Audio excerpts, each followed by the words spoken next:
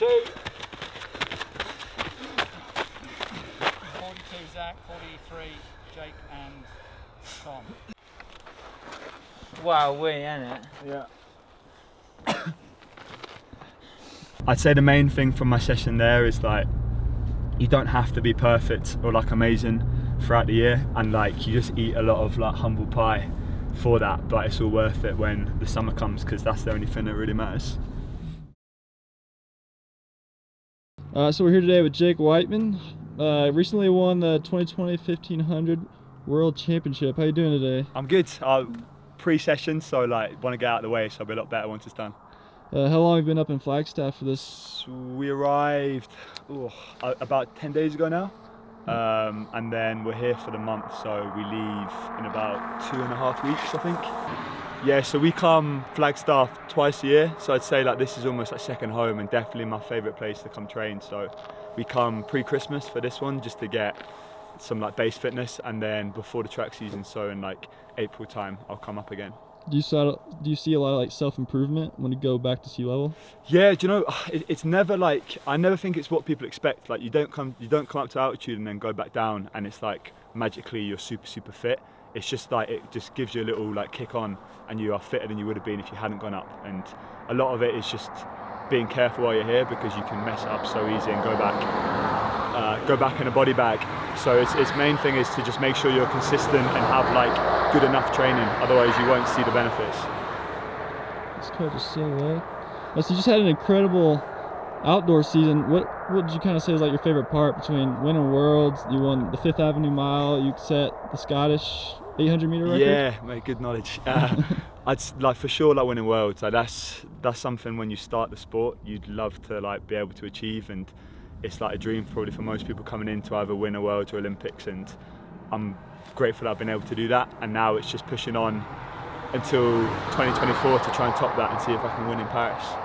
So which one felt better, qualifying for the Olympics or winning a World Championship? Definitely winning the Worlds, because for me, like, I missed out in Rio, and going to Tokyo was something that I was like desperate to go and do, and it was kind of like once I qualified it was a relief rather than a real buzz, because then I went to Olympics and I wanted to do well there. Like just qualifying was just the first step, and because my actual Olympics was like way worse than I thought, I didn't enjoy it. So I look back on that Olympics now and it's not the experience I hoped it was, and I think if I hadn't had such a bad run and a bad time in Tokyo, I wouldn't have come out the next year and won Worlds. So I'm kind of glad that I knew there was stuff that I needed to change after Tokyo, because it allowed me to be even better the next year. What are kind of some things you changed after Tokyo going into Worlds? Lots more unpleasant stuff, the stuff that I'm not good at, which is like probably why I needed to do it. It's a lot longer like reps and racing, so I'd never done I'd done a 3K when I was at school and hadn't done one since, so I did some 3K indoors, which was horrible. Like I never thought that 3K would be worse than 800 lactic wise, but it happened to be like that. I think it was my first one I did, I couldn't move for like 10 minutes off the track. And then the next one I did, someone was following me around with sawdust because I was just spewing my guts up the whole way, so they were unpleasant, but I'll have to do them again. And then just, yeah, a little bit more higher mileage and a bit longer reps just to get more of an aerobic base, because Tokyo I was one of the quickest 800 guys, probably in the 1500 final, but one of the slowest 5K guys, so the obvious thing for me is to be a better 5K runner or a better 3K runner, which I was able to do, and I've got to even get better now because I'm still not quite as good at the long stuff as I need to be. So your mother's an Olympian, right? Yeah, and your she dad is. Also? He went to Europeans and Commonwealths. Yeah, so I've had it like, I don't know, wait for this truck. Yeah, I've had it growing up that I've known nothing but the sport really, and that's part of going to Olympics for me was something that didn't seem like too big a deal, because my mum and auntie both went. So I remember with my cousin when we were running, when we were younger, it was like, oh, like it'd be great to go to Olympics. I'm like, yeah, like it's not that hard, is it? My mum went, your mum went, like surely we can do it. So I kind of was always obsessed with trying to get there and do that, and even though I was never the best kid, I've always believed that I could, because I feel as though I've been given some good genetics from my parents, even though they're marathon runners, to be able to run. So yeah, I'm doing what I've always wanted to do since I was like 8 years old. Would you say there was like a defining moment of your career, or turning point, where like things really started to change and kind of put your name on the map? Or for me, I won European Juniors in 2013, so a long time ago now, but that was the first time I went from being like a student athlete, at uni and being at school, to actually finally signing like a professional contract, like getting funding, and it being like, right, well, now I can see myself having this as a career, so I have to like change things to make sure that I'm a professional rather than just like a student athlete. So for me, that was like, yeah, a big one where I realised that I could do this for a career and hopefully go pretty well over it. So you just won about kind of one of the biggest races that you can get, the World Championship. How's that kind of like shift your mindset for your goals moving forward?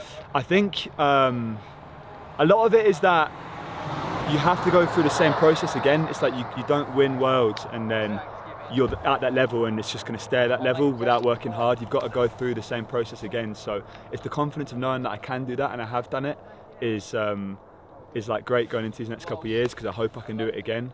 And I think a lot of it is like my event is so tough that you can't take for granted that it's going to happen again. So you've always got to kind of keep working hard and get better than you were the year before, because everyone else is going to be doing that. And the way I won Worlds, they probably won't let me race like that again. So I've got to find ways to get stronger so that I can race in loads of different scenarios, so that I can win in a lot of different situations in a race. Just so, kind of leading into that, how's training for the speed of an 800 but kind of like the endurance of a 1500? Yeah, so the training kind of overlap? So I've never felt as though you have to train like an 8 or 15 runner. Like I train like a middle distance runner. So before I did 800 at Europeans and for the rest of the season in 2022, I'd only done like a couple of 800 specific sessions that I crammed a few sessions in before Europeans. And for me, I've always like kept in touch with speed throughout the year. So we sprint now once a week. I do a lot of drills, and if I can get my like lactic buffering pretty good, it helps both my 8 and 15. And it's just mainly tapping into that top end speed to make sure that I can go through whatever I need, like 50, 51 for an 800. That's the only thing I really need, because my strength from 15 helps me over 8 as well. So what's the plan of attack for today? What's the workout? Today it's a range of like mixed hills. So it starts off long, then which is probably, it depends on like where we get to, because it kind of goes up and then over, but I think it'll be about 60 seconds, and then a medium will be about 45, and then a short about 30. And I think it's 6 of each. I need to double check, but my dad's, who's my coach, is waiting at the hill now. Yeah, we've got myself, Zach Seddon, British steeplechaser, and Tom Keane doing it with me. It's going to suck, but that's why we're here, for it to be horrible and us to get fitter. So yeah, about to get cracking. How often do you do hills, and kind of why? So we'll do once a week in the winter, and then we probably stop them by Easter time. It's just a great way to, so we do like real steep ones rather than shallow ones, where it's a lot more of like an aerobic effort. So that's what you can feel yourself, I feel, getting fitter aerobically on it, but then also it's great for like keeping your form and strength when you're fatiguing, because that's what you have to get up a hill. Like if you're tired and you lose your form, you end up going backwards, so it's a good test for that as well. All right, let's get to it. Yeah, mate. I'm gonna go home. He's been for a lot. A bit shaky. So he's flown big travel from a big Thanksgiving, ain't you? What's your travel been? Well, I got to the airport yesterday in Georgia at 7, which should be for a 9 o'clock flight. Didn't get on the plane till 12:30.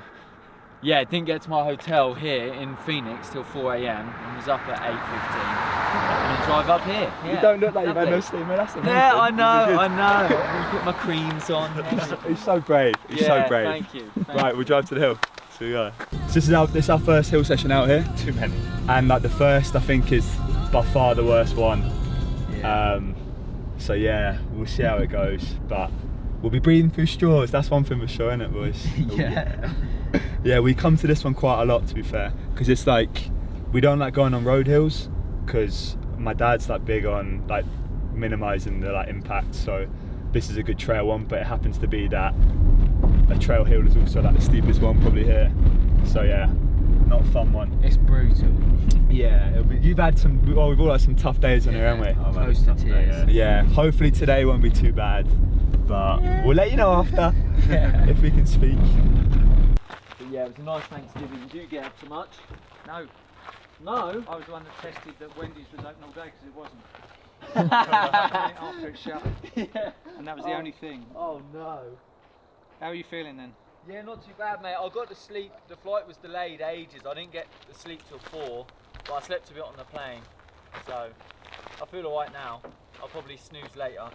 Yeah. Be careful, because I mean you've lost a bit of altitude as well, haven't you? Yeah, I was down, I think, for about 100 hours, just under. 100 hours. 100 hours, yeah. You might feel this a bit, because this is your first big workout, but you Yeah. don't have to compare it with anything before. You haven't got anything before to compare it with, really, have you? No. Just be a bit better than last week if you can. Yeah, I will, yeah. And ease into it. So it should be getting quicker across each set of sets. So maybe the first, 7th and 13th ones They're quicker. a marker. Well, the first That's one slower. in each set. Yeah. Oh, yeah. Not that they should be slow, but just that you can. build off He of may them. still be blocking my view. Though, I'm not sure. I think the... So how far we got? How far the long Well, one? I'm saying a minute 45 and then 30, but it will Okay. just be wherever the cones are. It's not really the same as the UK or the US, where there's like certain groups with like sponsors and stuff. Like UK, it's just everyone's just coached by the same people. We have like a big club set up, so most people train with their clubs or their unis. So we train like out of St Mary's Uni in Teddington, but we're not like with the uni or anything like that. We're way too old for that. Well, he's Birmingham Uni, but Tom doesn't normally train with us. He's just here for the camp. Guest artist. Yeah, special guest. You're the only one young enough to... Yeah, brand new. Rebels version 2. So, yeah, it is. I had Saka. First time I won them for their class, man. I wear them for like hills and like grass stuff. 5 to 1. They're just like a bit of a lightweight trainer. So not like a full-on racer, but yeah, I love them. You shouldn't be longer than the 2-minute whistle. You shouldn't hear that.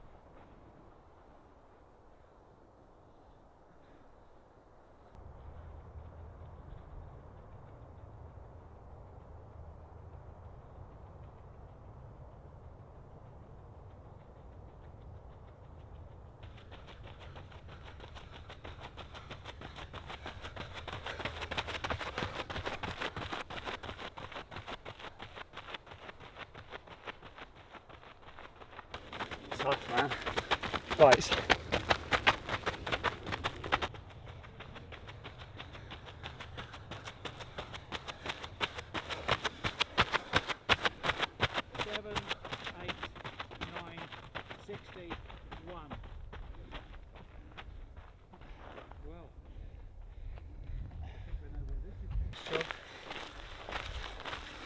Drop your arms if you need to.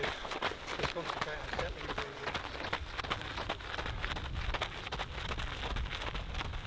How often do you like doing hills? Every week in the winter, usually on a Tuesday. Not quite every week, but not far off. And usually either building up towards 16 very long ones like this one, or a mixture, 20 or so, medium, short and long. I mean, their heart rates will be right up because they've this is like their first big workout. The previous one they did was down at Camp Verde, so they've been here. Well, I'm trying to think of how long they are in. I mean, Zach's been over to Atlanta, so he's lost a bit of altitude, but I think Jake's a week in and Tom's 9 days in, so this is like, they'll feel this.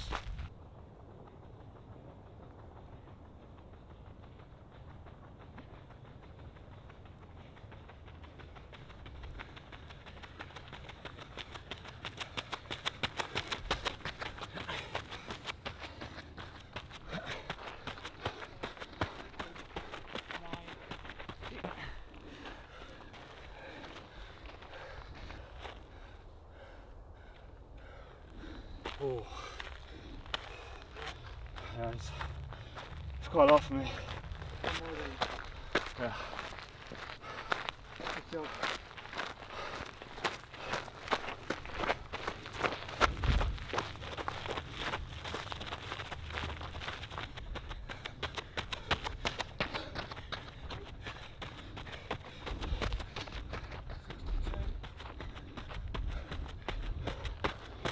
$66.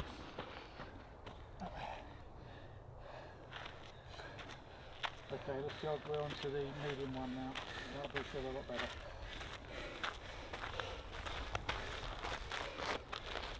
Remember, you're on short recoveries here, though. Right, this cone gets removed. Let's jog.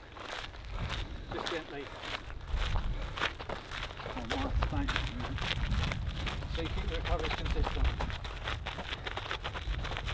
What makes you all choose Flagstaff over Boulder? It's slightly higher. The trails are pretty good. Boulder is a city, but it's more of a town, really. So, as one of the only cities at altitude, Flagstaff's got all the gymnasiums, the tracks, the cafes, and the trail system. So, it works very well for us.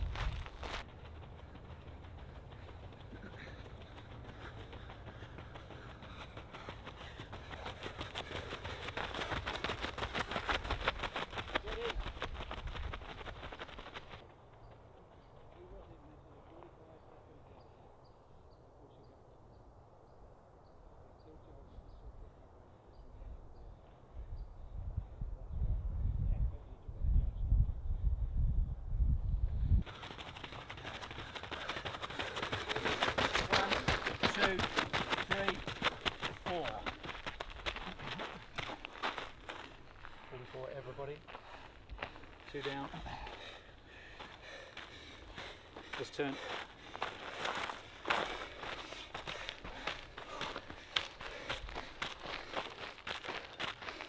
We've got a trend on this at the moment. Okay, jogging. 40, 1, 3, 4. 44 each.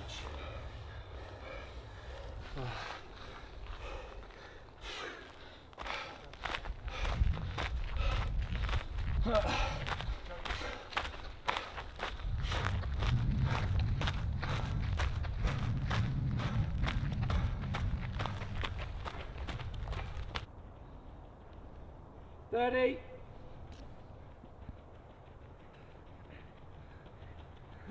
4, 5, 6, 7, 8.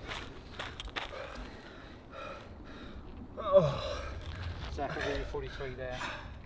Jog. Off 2.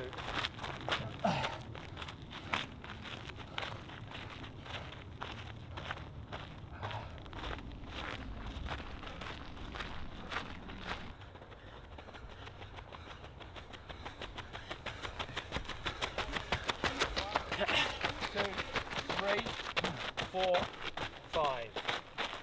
43, 44, 45. One more of these.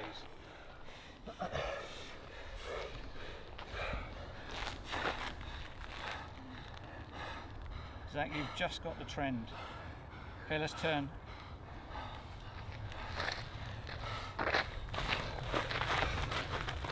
One more of that, yeah? One more medium, yeah, and it's easy.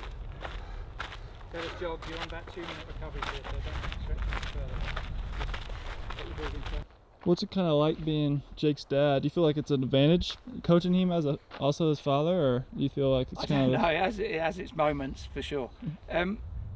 I understand how he thinks because it's kind of how I think, but it'd be like, imagine trying to teach a member of your family to drive. You know, it can get fractious, so yeah, ups and downs I would say, but I enjoy it. Well, you'd have to ask him, but I don't think I could coach either of his brother or his sister, so you know, he's probably got the best temperament for that happening, but I have been coaching him since he was 16, so that's 12 years now, so Wow. it's been quite a long journey. 30, good, let's go, last one of these. 35, 2, 42 Zach, 43 Jake and Tom. Zach, you did get the trend there, well done. Well done though everybody. We move to the short one. So you get a long recovery but a short rep here. So let's turn it.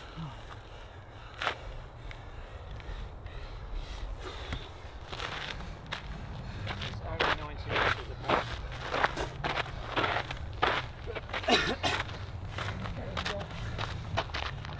Keep recoveries constant.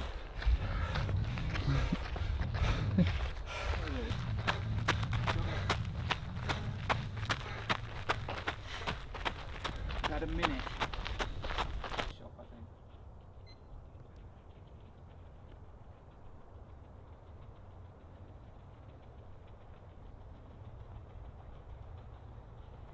Ten, 3, 4, 5. 24, Tom and Jake. 25 Zach.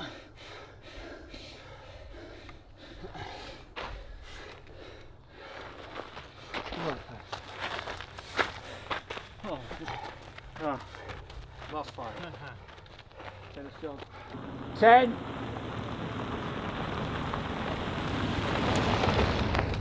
15. 20. 1, 2, 3.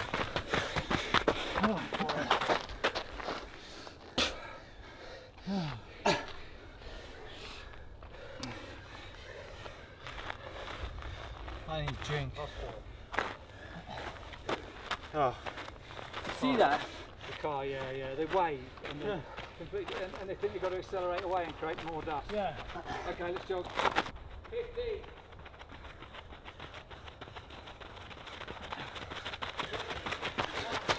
2, 3. Give you all 23 there. Trend is okay, you've got 3 left. Recoveries are not bad, but don't let them go any slower.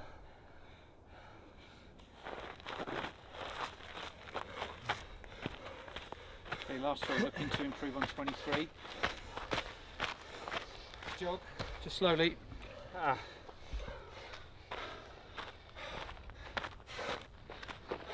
Jogging. Do y'all ever do lactate testing? Yeah, up here especially. I've got a kit at home, but we kind of know what it's doing here now anyway. But if it was track in May, we would have a lactate every 3rd rep taken. So surprising sometimes how much they can buffer and cope with. But the readings will be quite high for both Jake and Zach right now. 20, 1, 2, 3, 4. 21, Jake and Zach.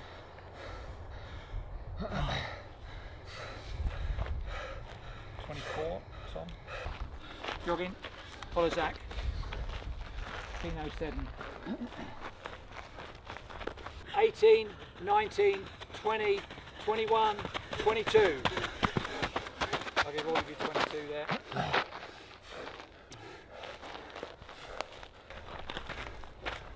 Last one, last 20 Oh, a seconds. headache. Looking for a 19 here. Ooh, only 90 metres. Okay, jogging, here we go. It's quite brutal to have to sprint now after those sort of long drawn out ones. 10. 15. 17. 18. 19. 20. 21. 22. 24. Oh.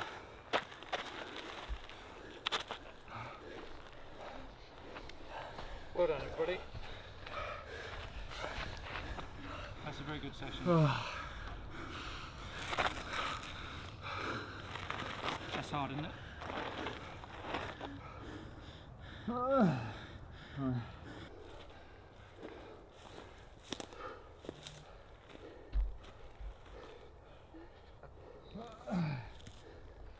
Just consider thinking still. Just contemplate life and its meaning. Is that alright? Like a garden gnome. Yeah. Oh, If you can come out the shade, it's nice further down warmer. So just the short ones are so fast. the short ones are quick, Yeah, but I think that's what you need, isn't it? yeah. It's that kind of thing where you're on fatigue legs, last lap, 3 more barriers, you got to kick in. Yeah, I think I held it together until right up until the last one. But I mean, you'll be carrying pretty heavy lactic there, and Yeah. your heart rate doesn't come back down, and nor does that. So you're having to buffer that and still sprint. So it's good. Yeah, I've got lactic in my brain. Let's walk to the sun here. Yeah, come on. Getting up, boy. That's hard, man. Yeah. Oh, mate. Mate. That's so hard. Oh. That was rough, man. What was harder, the longer reps at the beginning or the shorter The reps at the long, end? for me, it's my second session in probably like a month, just because I had a chest infection and then like sprained ankle from a run before. So that's the combination of hills, altitude, and just not very fit. I just thought I'm normally pretty good at hills, but I just couldn't hack the long ones just aerobically. I just need a few more weeks to get back. There's nothing to expose your fitness more than doing that though. Proper like find you out. I just live for the short ones, because however fit I am, I can always bosh out 20 odd seconds, but the longer ones, man, oh, I couldn't hack it. It proper exposes you doing long ones, doesn't it? Yep. Well, we may have a section of long ones here or at Lake Mary. Yeah. What about the Guru? Have a little walk into the sun, Tom. Oh, my head. You got a lactic headache?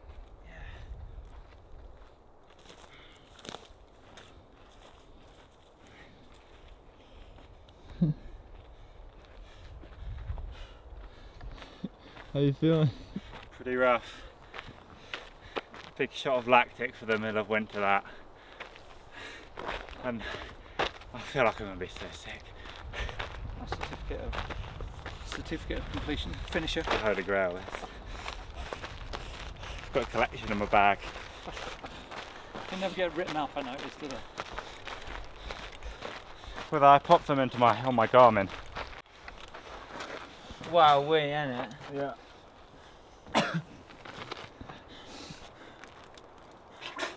I go on you. No, I got one there. Yeah, and then you had that time off.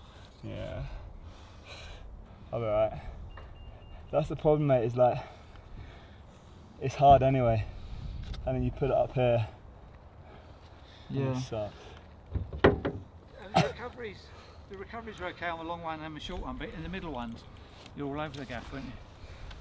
The 45 second ones, you I think because the 45 is actually well hard, because yeah. on the minutes you get that bit off the top, innit? Yeah. Yeah, that's So- the worst bits, because it's Yeah. it's less steep at the beginning and less steep at the top. Yeah. So on the 45s you're running the Running the big worst bit. of it. Yeah. It's alright. Oh. Ian's very diligent on recoveries, isn't he? Yeah. Should have had him here. Yeah, that even make you work hard. Do y'all run on a lot of dirt roads at home, or is it mostly? So like Bushy where I train is like compact dirt pretty much. So like we don't have to run a road very often. So we session on grass a lot. So like sometimes here we go on the like turf. But yeah, like that's like a nice surface. Although it was slippy at the start, it was a real nice surface to get going on. Pretty even as well, really. So you don't have to worry about putting your foot. No, it was no like rocks or anything. So, because I sprained my ankle 3 weeks ago, and it's only like now feels good. So like if that was too rocky, that would have sucked coming downhill. Whereas it was actually completely fine. There was just that one rock in the middle. Yeah, but you could see it. Yeah. It was good. Yeah, that's hopefully the hardest the hills will be up here, especially like because we haven't done them for a while, or I haven't done them for a while, and you haven't done ones like that for a bit. It's like that'll be the worst. Yeah. We say that because the fitter you get, the quicker you go up it, so therefore it still stays hard. So post workout, you're kind of like happy with that work? Or just But that's just where I am. Like yeah, so my session wasn't good, but that's just like the reality of where I am. That I've missed probably 3 weeks of full training. So that's my second session in a month, and my previous one was on Tuesday. So it's nice because like up here we've got 2.5 weeks still, so that I'll come back hopefully where I need to be. But you kind of just got to focus on yourself a little bit there. That's what's tough with training with these guys, is like when you're coming back you get sucked into the reps, and I probably did a couple at the start that were a little bit too quick for me. So like I paid the price a bit, but hills are good for you. Like you can feel the fitness coming just by finishing it there. And next week will be better. That's the main thing. What's a normal training week looking like right now? So yeah, this is my first full week of actual like decent mileage. So last week was my first week back running, and I did like 40 miles, and then this week I'm on for like 56. So Monday we did steady. I did steady 5, and then some drills in the evening. Tuesday we went Camp Verde, it was like some tempo, 90-second reps tempo, and then lifted in the evening. Wednesday we did 9 mile, and then we do like pre-ab stuff. Has she come off her bike? Oh no. Yeah, in the gym. And then Thursday we do another steady run, so I think we did 6, and then drills and sprints in the evening. Friday was a rest. Saturday hills and lift, and then tomorrow's a long run, but I'm only up to 11, so still like building that. And then we'll probably swim in the evening for recovery stuff, and then next week will be for me like another step up, like longer runs and a little bit more mileage, which would be nice. How's it being coached by your dad? It's been the best thing for me, because who knows you better than your parents, right? So like since I was 14, 15, the only person I've been coached by is my dad. It kind of like blurs the boundaries for sure between father, son, like athlete, coach. So like I definitely say things to him because he's my dad that I wouldn't say to a coach that wasn't. So like you definitely argue more because you're not afraid to say what you think, whereas like you bite your tongue a little bit more if you're unhappy with stuff. So it has its challenges, but at the end of the day, like it's got me to like where I am now with his training, and it's like the perfect program for me. And it's something like the biggest thing I think is like since I was young I've done similar structure of week, but just built it every year. So that's probably the continuity of that is the probably best thing that I've had in my like whole development. So I can't imagine changing my training structure. And our thing is we train, like our sessions are hard, and then we don't run that much, but we do like quality like pace stuff. So like we steady run a lot. So back home that'd be like 5:40, up here like probably just under 6, and then we go gym 3 times. So like there's a lot more emphasis on the quality of stuff rather than the amount of stuff we're doing. What's your first race up? Some goals for the indoor season? So I'm doing I probably have to. I was meant to have raced already, but yeah, because of my like my ankle and being ill, I've missed like probably 2 that I should have done.